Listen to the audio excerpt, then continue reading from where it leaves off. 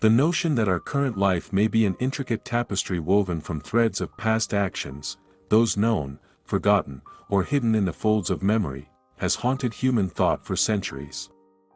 As though the very air we breathe carries the whispered echoes of deeds long done, this idea resonates across cultures, faiths, and philosophical traditions. The law of karma, often reduced to a cliché in modern parlance, stands as a profound doctrine of metaphysical justice. Every action generates consequences, not always immediate, not always visible, but inevitable and precise. What if your struggles, your triumphs, your recurring challenges or inexplicable fears are not random events but the unfolding of a script you yourself once wrote in another time? In another body?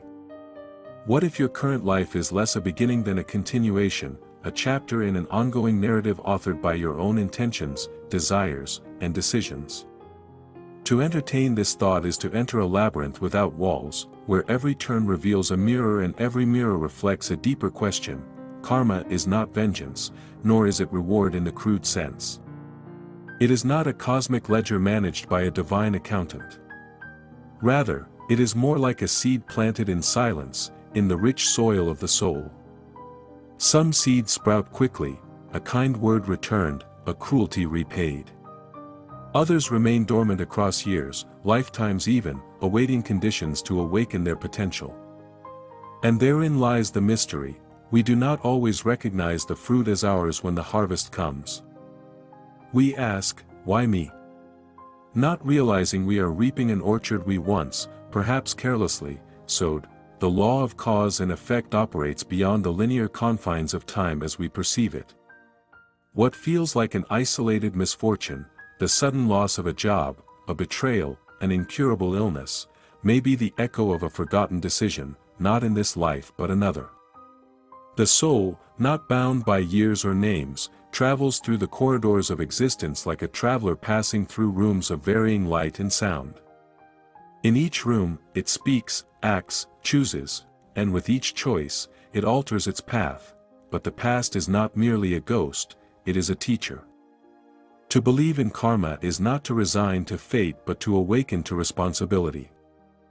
If the life I now live is the effect of prior causes, then the life I will live tomorrow is being shaped even now, in the quiet crucible of thought and intention. This realization shifts the axis of power from outside to within.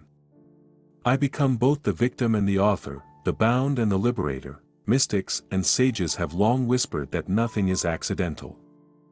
The people we meet, the eyes that hold us, the hands that wound us, the roads we walk, all may be parts of karmic threads pulling us toward understanding or repayment. The child born blind may be settling an ancient debt of perception. The lover who disappears may be fulfilling an agreement made before birth. These are not punishments or rewards in the moral sense, but consequences unfolding from energies once released. It is a chilling thought, at times, to consider that our joys may be echoes of past kindness just as our sorrows may be debts returning home. But it is also a liberating one. For if the past shaped the present, luminous and trembling with potential, shapes the future. This moment is not just a moment, it is a seed. It is an offering. It is the brush in your hand, and the canvas stretches not just across this life, but beyond. Perhaps that is why some people, inexplicably, feel older than their years. They carry a weight in their eyes, a sadness or a knowing that has no name in the vocabulary of this life.